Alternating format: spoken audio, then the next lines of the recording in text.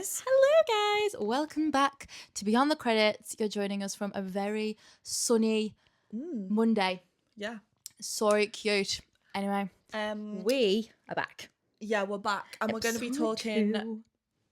film festivals, kind of. Festivals. Tapping into the film festivals, and also our most anticipated releases. You've got 3. I have 3. Let's pick 3 films. I've picked 2 because I was jotting down notes and I went on a bit of a rampage. And this isn't all of them, but this is, I feel like this award season is very heavy with things that we're going to love. I'm really excited for this year's award season. It's jam-packed. And it is. We quickly discovered that if we were going to talk about all the films that we're excited for, we'd be here till Christmas. Yeah. So we've picked a few and we're going to divulge. Yeah, exciting. You start, girl, because you've got one that I am equally as excited about and I'm very intrigued. Yeah, so my first one that I think is my most anticipated one for this year is Hamnet.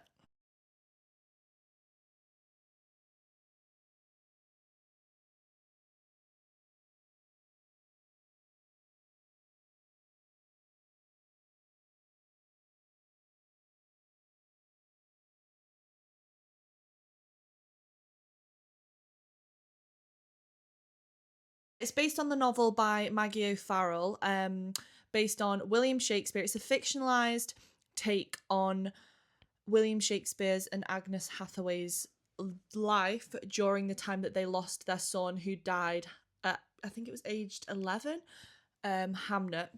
And it's basically a fictionalized tale of grief and loss. Maggie O'Farrell wrote it from the perspective that this is what inspired his play Hamlet. Yeah. Okay. So it's those shots, isn't it, of like Jessie Buckley in this trailer where she's looking at the stage. Yeah. And I always wondered the context, and that explains a lot. So I think it's not a actual fact by fact retelling of it, but it is a fictionalized of the take on it. But obviously this happened in 1596, so it's something that isn't gonna be we can't fully gauge the vibes. Yeah, no, exactly. But I'm really excited for this one, mainly because of Jessie Buckley. I've been a fan of Jessie Buckley for years. Came onto the radar when she was in I'd Do Anything, and then ever since, like, Wild Rose I loved. I went to go and see her in Cabaret when she was there when she opened it on the West End with Eddie Redmayne. The Lost Daughter I thought was great. Lost Daughter's really Women good. Talking, she was fabbing. I love that film. Men. I'm thinking of Ending Things. Honestly, she's just she's one of like my favorite actresses, and I'm so glad to see her finally, hopefully, getting her dues. I love it when your favorite actor or actress gets like their dues. I think this is going to be one for the books. It premiered at Telluride, which looks like the most chilled festival. Yeah, it looks so fun. Everyone's in the Uggs for the pint. Yeah, and everyone's just in like, it looks so fun. It's like less of the glitz and glamour of Cannes and Venice, but it's more it's just more chilled, set in the mountains. Like, every time I look at the posh big festivals, I'm like, half of them I'm like, especially the ones that are in it for just the craft, you're just like, you don't want to be there. No, that's true. But this one looks just so chilled. Like, everyone just looks like they're having a good time, blended, catching up with old friends. It also was at TIFF, where it won the People's Choice Award, which is basically like the favourite film of the festival. I mean, I suppose award credit at film festivals, it helps, but it's not necessarily, it doesn't really give you a lot of gauge. It does. You can kind of gauge if it's going to do well due to audience reaction and critics reaction, but obviously there's some that have, Triangle of Sadness won the Palme d'Or. Did it? Yeah. Who directed that again? I have no idea. I know. I enjoyed that film, but it got nominated for Best Picture, but it didn't win anything. Yeah, I don't think. I could be wrong, but that's an interesting talk to see to what extent. Awards. It just gives you a good idea. It gives you it does give you a good idea, but in terms of actually awards merit, it's not. But it's getting rave reviews. Looking to be a very strong awards contender for Best Actress, Best Picture, Best Director, Best Adapted Screenplay. Some of the reviews here I've got as it's being Jessie Buckley's performance has been singled out as powerful, one that'll break your heart, nothing less than magical, excruciating and raw. And I just think she is. I can really see her really gripping into this role, and I'm really excited to see it on the big screen. Even her face in the trailer and she's looking at the stage, it's like, it is heartbreaking. And even just given the nature of like the subject matter at hand, how could it not be heartbreaking? And also the people at the helm of it. I mean, Like, Exactly. yeah. I'm obviously also excited to see Paul Mescal, but I do think Jessie Buckley is going to take it. Do you think it's going to be one of them films where, like, they're both going to be in the running, but she's going to be the evident, like, okay, this is a dead shoe-in, as opposed to him? I mean, we saw it depends. last year with Honora, like Mikey Madison, when that premiered at, I don't know which festival it was, but people were saying that she's like, is going to win lead actress. And then obviously Demi Moore came into the race. Yeah. But she did end up winning it. So, you know, you never know. The early reviews and the early first reactions have proven in the past to come true. So, yeah, I'm really excited for this one. It comes out in the UK on the 9th of January. So dying. We have got to wait for ages. We've got to wait for yonks. That was one. Yeah, that was one that would have been ideal to catch at the London Film Festival, but as you can imagine, it sold out within about 2 seconds. I'm really looking forward to it. I am too. That's a big one for me as well. Yeah. The eloquent roundup. Thank you. There we go. Okay. So mine, I'm very excited about a lot of them, but then again, like I said before, we could go on forever. Yeah. The one I have picked for numerous reasons is the Springsteen biopic. Now, the director, first of all, premiered at Telluride. Reviews aren't something I've massively dived into because I know a lot about the context of the film and all that jazz. So I don't want, I feel like any review will spoil it more. And I've been reading a couple and I'm like, nah, there's literally descriptions of certain scenes and I'm like, no, absolutely not. So it's based on the Warren Zanes, I believe that's how you pronounce his surname. It's his biography titled Deliver Me From Nowhere, which basically covers 2 years of Springsteen's life. I think Nebraska is his 6th studio album. So he's virtually at this point, he's on the brink of international superstardom. He's like, boss status is virtually like solidified. And he goes back after a tour. It's when Hungry Heart is his first top 10 single, and he goes back to New Jersey after his tour in the midst of grappling with a lot of inner turmoil. He's grappling with depression.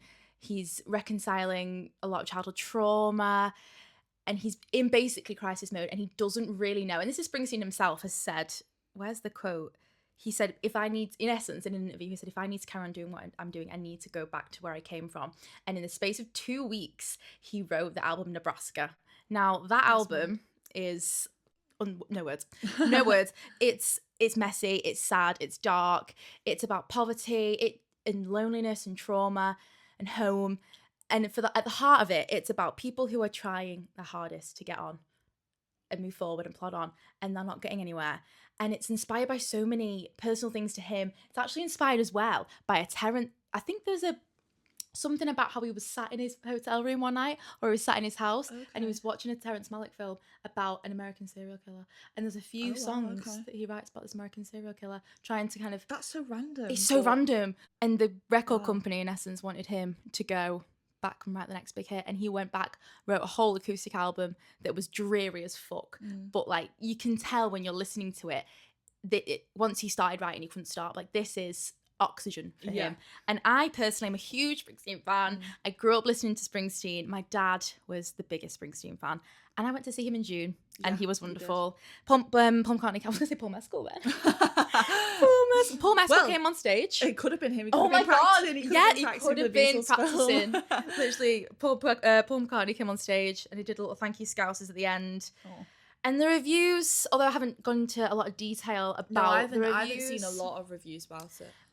Mixed, but then again, I'm kind of not surprised because the director, Scott Cooper, when I've read reviews and I've heard bits and bobs about his past films, this is what's worrying me somewhat, because I'm not an avid follower of Scott Cooper's work. He did Black Mass. Yeah. He's done a lot of films with he's worked with Christian Bale, Johnny Depp, Joe Cocker Johnson, a lot of big names. Out of the Furnace, The Pale Blue Eye, and I had not seen them. But the previous reception to a lot of his films has been somewhat bland. Like, he's not really a director. That might be a bit mean, but doesn't strike me as a director whose work has stirred up a great deal of dialogue or a great deal of debate. I've seen a lot of on a few Reddit threads, people saying he's very underrated. Fair enough, he may be. I'm going to entirely give him the benefit of the doubt because I have not seen a single one of his films. I cannot judge his filmmaking style or whether it's something I think is going to work for the context of this film. But I'm excited. I'm very, very excited. However, I have a big qualm, I don't know about you, with musical biopics. First yeah. things first, I think they're kind of done a death, and so they're done so much to the point where I kind of think, are studios and filmmakers in it solely for the creative fulfillment or for the cash? Probably a bit of both. The one instance in which I do believe these biopics can work is when they cover a specific period in a person's life. Yeah. Like 2 years is 2 years a good span. is a good span, and it's not trying to do a big old, cradle to grave situation. Amy Winehouse one, for example. Yeah. Even Elvis. Elvis kind of passed because vibes. Of the stylized, yeah. Yeah, I think the style of stylisation. that got away with, Baz Luhrmann did get away with covering such an extensive period. He did, and it was also mainly focused on his relationship with the Colonel. Yeah, so exactly. Baz got away with it. However, some haven't. For me. Bob Dylan, that was a good span. I thought that was a good span. It was literally for me. What was it? Acoustic to electric. Yeah, that vibe. And this is covering a very, very interesting make or break, tangible, emotionally dense, weighty period in such a fascinating songwriter's life.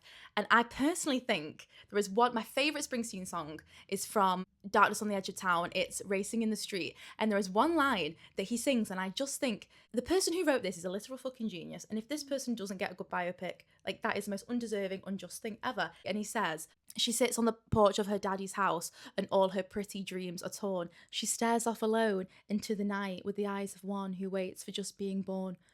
Does that not? Oh, wow. Is that not? That hit me, that punched me in the fucking gut when I heard that. And I thought, do you know what? If there's one biopic I am excited about seeing, it is about the man who wrote that line. Yeah. But yeah, there's a lot of potential for it to be a massive fuck-off masterpiece for me. I just hope it lives up. And final point, casting, I'm loving Stephen Graham. Yeah. And as his dad, As his dad, Jeremy Allen White. Yeah, I'm a big fan of Jeremy Allen White's casting in this film. When I saw that was one of the casting choices that I saw, and I was like, I can see that. I can see it. I'm excited. And Springsteen is not a producer. That's me. Okay. Yeah. I wonder what if Elton John was a producer in Rocket Man. He's not. He's involved. He's not involved. A producer. Oh, okay. Because I was gonna say I wonder what his opinions are, but if he's involved, he's seen it. So. Yeah. Oh, cool. Yeah, I'm excited. Oh shit. My second film is A House of Dynamite, which is being distributed by Apple TV. It stars Rebecca Ferguson, Idris Elba, Greta Lee, and it's also directed by Catherine Bigelow. Was Greta Lee in past lives? She was. I thought that was the right person. She's also in The Morning Show, which is when she first came onto my radar. So when I saw that she was in the awards season, I was like, yes. That broke my fucking heart. I know, Past Lives was fab. I thought she was great in that. It was just so, I love Past Lives. But yeah, so this is basically a story about how a missile is launched at the US by an unknown foreign power. See, I know nothing, so I'm... Do tell more. And the film follows the government who are scrambling to find out who has launched this missile and who's responsible and how to respond. It had its world premiere at Venice, which I think it was in the teens, the standing ovation, I want to say. It could have been 12. I'm not too sure. But the early reactions, I mean, I think it'll definitely be doing the rounds during awards season. Whether it'll be a front runner, I'm not too sure. But I chose this one because I'm just intrigued by it. Yeah. I'm mainly intrigued by the realism of it. I think it's very apt to the current day society. Obviously, we've got Hamnet, which is set in 1596. We've got Bruce, the Bruce Springsteen film, which is 81, 82. So I just think this one, to have such a present film at the moment that could literally happen. Something as well that's not based on a true story as of yet. Quite an interesting concept. Never say never. It is an interesting concept, and I do like a suspenseful, thrillery type film. I do think it does keep me quite hooked if it's done well, which I hope this will have been done well, because Catherine Bigelow, I think she's a great director and won Best Director and Best Picture for The Hurt Locker in 2009. I have seen it, but was she the first woman to win Best Director? Yeah. Oh my god, it's really sad. 2009. Girls. I know. The early reactions of this film, it's praised very much for its relevance, obviously, and it really taps into the modern geopolitical anxieties of the current state of the world. But what I am intrigued about by this film is the fact that it's the exact same story that's running throughout the whole film, but it's filmed from different perspectives. Oh, interesting. That's a vibe. I'm intrigued by that. The recent film that I saw that did that was Weapons, I really liked not the seen layout it of that yet. film. I do like a storyline that does kind of intertwine in that sense. So I think, doing the same story and seeing how different people handle it, I think that's quite an interesting take on the film. Obviously it is giving kind of similar vibes to her previous films with The Hurt Locker, and she quite likes to set her films within political and military conflict. Interesting. So yeah, I'm excited for this one. I think it's definitely being viewed as a best picture. Some whispers here and there of best director. And I think maybe potentially supporting actors, so like Idris Elba and Rebecca Ferguson could get in there, but obviously we don't really know until it's properly. Pardon? She's in the new Peaky. She's in the new Peaky's film. Yeah, she's in the new Peaky Blinders. Mate, when's that coming out? I really like Rebecca Ferguson as an actress. I still to this day wonder who she was talking about when she was in that interview. Yes. I had this absolute idiot of a co-star. Yeah. I was like, who is it? People saying it was Hugh Grant, but I hope not. Have you seen Silo on Apple TV? She's great in that. Oh no, someone's told me to watch that. Yeah, it's really good. She's fab in that. So that's A House of Dynamite. It's quite a funny title. It's quite ironic. I know, it is quite ironic. But I'm hoping I will be able to catch it in cinemas, because I do like to watch all new films in cinemas. But yeah, there we go. I'm excited. So the next film that we're both really, really excited about, really and we could not help but mention, is Die My Love. First and foremost, I love the title. So we've got Lynn Ramsey at the helm. Lynn Ramsey, who made We Need to Talk About Kevin, You Were Never Really Here, the latter of which I haven't seen. Joaquin Phoenix, I believe, is the front man in that. But We Need to Talk About Kevin, I loved. Yeah. Oh, I love that film. So good.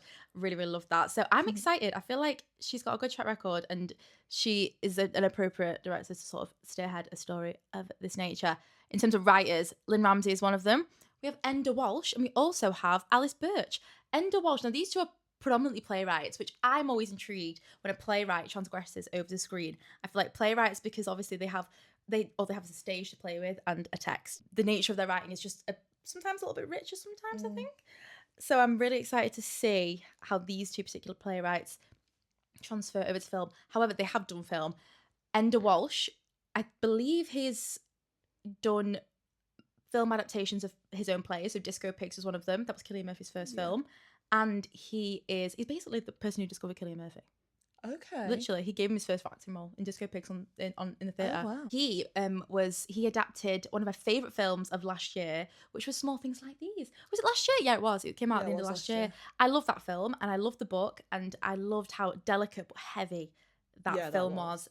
Because the text is delicate and heavy, and it's that wonderful sort of mirage of energy. There's such a sour undercurrent to it that I think he encapsulated so well. And even in interviews, you would hear him say, this text does not need embellishing, it just needs transferring in an authentic fashion. And that is what he did. I don't think there's any airs and graces with him. I just think he does what he says on the tin. And he's a great writer. I really loved what he did with Small Things Like These. Alice Birch, she wrote Lady Macbeth. Okay. Lady Macbeth, I didn't actually follow up on this, but is Lady Macbeth a novel? Because of is it I think it's because or is it an original? I should know this because it's my film I'm talking about. No, but, well, I think it'll. No, well, if she wrote it anyway. As in the film, she wrote the screenplay for the Florence Pugh film. Yeah. Okay, right. So I'm just thinking, is it adapted from anything? But I should have followed that up. Okay. She also did The End We Start From, the Jodie Comer one. Oh no, okay. That apocalyptic sort of natural disaster. I liked that film. I thought Jodie Comer was really good in that, actually. Yeah, she was fab. But Lady Macbeth, I loved how eerie and dark and the energy of that film. That's was really what Greta Gerwig saw Florence Pugh in for Little Women and the role of Amy March. Yeah, that was That's how she got onto Greta Gerwig's radar. She's brilliant in that film. I love that film. Birch, yeah. So the writers at the helm of it, as someone who has a particular tendency to lean more into the writing side of things, I am really excited about this. And I feel like a lot of Alice Birch's work in particular, when you look at the nature of her films, it's really unflinching in how it just really targets there's the messiness of womanhood. The messiness of womanhood. It explores without any apologies a lot of the darker facets of what it means to be a woman in the world. And I'm really, really excited. And then, on the other hand, to contrast that, Enda Walsh is very kind of understated and tender somewhat, if I'm looking at Small Things Like These as a reference. But I think the mirage of writers and the different stuff they've done, having them all come together is going to be really, really interesting. Yeah, I'm intrigued to see how that collaboration transmits on the screen. Yeah, and I don't really know. I'm really unsure about what to expect. I know I don't. I feel like the trailer gives absolutely nothing away. I think it's going to be, from what I've seen and what I've kind of heard, it's going to be a lot of visual storytelling in the sense that it's not going to depict everything through dialogue. It's going to be, there's a lot of raving about the cinematography. Sound design, I've heard, is actually really impeccable in this film. And then cast. So Jennifer Lawrence and Robert Pattinson. Excited for this duo. So am I. I think he's underrated. I think The Lighthouse. Yeah. He's brilliant. He is brilliant. I remember this being announced and I was thinking, oh my God, a collaboration I actually didn't think I'd needed. Yes. But well, yeah, because Jennifer Lawrence, I think she's undeniably, like, she's established herself as one of the best of the best, like cream of the crop. She's, you know, she could click her fingers and get like an instant Oscar-worthy film role, like a something along the lines of that. But I do sometimes feel that he is stuck in a lot of people's minds in the Twilight Zone. That is true. The Twilight Zone. Yeah. And for me, he actually was until I saw a few of his recent stuff. I haven't seen the Bong Joon-ho film that he did. Oh yeah, Mickey 17. Have you seen that? I have seen that.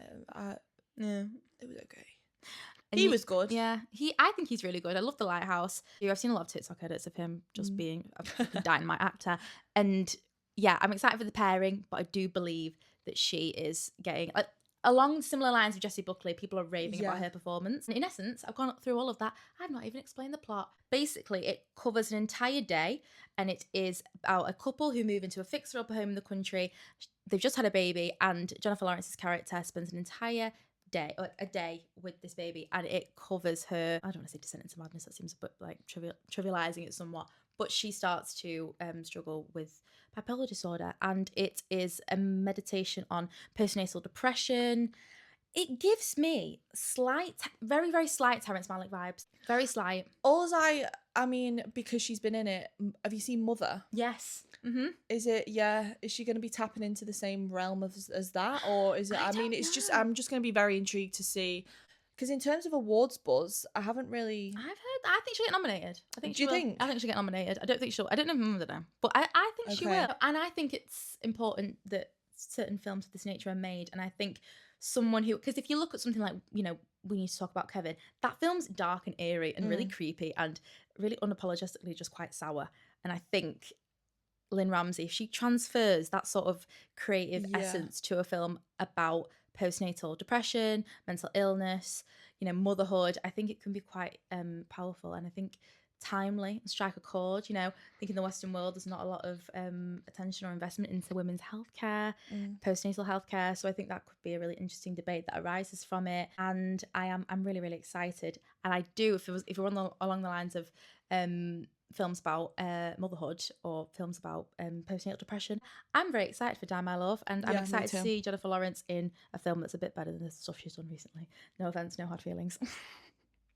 Oh, I thought that was fun, but yeah. Did you? Yeah, I thought it was fun. Fairs. It was an easy watch. Because I'm not used to seeing her in films that require a lot of brain power. That is true. Yeah. She is more of the nitty-gritty stuff, isn't she? But yeah. Yeah. Fab. Yeah. I'm excited for that one. There we go. So my final one is Marty Supreme. Now, I have seen and heard so much on this. I feel like it's been a process and a half. Really? I think from the announcement of casting, I think because Timothy Chalamet was coming off the back of, like, you know, the Bob Dylan biopic, and the fact that he was in the run in award season for the Bob Dylan biopic, and then when he didn't win, you know, at the Oscars, I want to be one of the greats. Yeah, I want to be one of the greats. They were kind of like, oh, well, there's next year with Marty Supreme, and it was like, oh, right, okay. Basically, Marty Supreme stars Timothy Chalamet, Gwyneth Paltrow, Odessa Zion. Gwyneth! She's taking a break from Goop. Yeah. And it's directed by one of the Safdie brothers, Josh Safdie. And it's inspired by a real-life ping pong player called Marty Reisman, who was he was professional table tennis champion. It's more of a fiction. It's more fictional of fiction retelling. than fact. Yeah. Oh, okay. It's set in the 50s, and basically Marty Reisman wanted to elevate table tennis to become one of, like, America's great sports. You know, up there with the likes of, like, you know, the Super Bowl and, you know, things like that. I mean, however, God loves a trier. God loves a trier. God loves a trier. The reason I say it's a process is because of all the info I would see whilst it was in production. Chalamet trained with an Olympic level player so that everything Okay. could be shot in real time. Okay. So there was no use of CGI or anything like that. Like everything, nice. dialogue, everything could be shot whilst he was playing. Another thing that interests me is that the fact that the film is shot on 35mm. Okay. So obviously this was used back in the day for the classics such as like Citizen Kane, The Godfather trilogy, Titanic. Yeah. A lot, like I know Christopher Nolan uses film mixed with IMAX. Yeah, he does. Whereas this is purely on 35mm film. Oh, nice. So I'm intrigued. It's distributed by A24, and obviously A24 have got a really great Nice. reputation. They have. And also, you just reminded me, side note, No, yeah. they bidded for the Springsteen and they lost. And it got Did they? 20th Century Fox got it. Interesting. Yeah. Mhm. Okay. Yeah. Yeah, A24. I really, really, really enjoy A24 as a production company. I do too. That would be a dream to work for them one Iconic. day. Give It's us a said to be job. one of their most expensive productions to date. I think it's budgeted at around, I want to say 70 million. Really? However, it could. God, you I mean, it forget. changes, doesn't it? So They're not like a little indie company anymore. no, you really they're not, forget are that they? they've like they've really soared. taken on. Yeah. Yeah, they've taken on a lot. But like I a think lot of money yeah, for them. a very strong best actor contender. Similar Yeah. with supporting, I feel like Gwyneth He really wants to might win. get a supporting actress nom. The thing about this film that I mean, that's all I really know Yeah. about it. That's one of the reasons why I picked it, because I feel like it's been such a process and it's been on my radar for a while. So Mhm. I am very, very intrigued and excited to watch it. But it hasn't actually premiered at any film festivals yet. So in terms of critical Yeah, consensus, I haven't heard a lot. there's not Nothing. a lot in comparison to some of the other films that we've mentioned. Timothy Yeah. Chalamet, I mean, name one bad performance that he's done.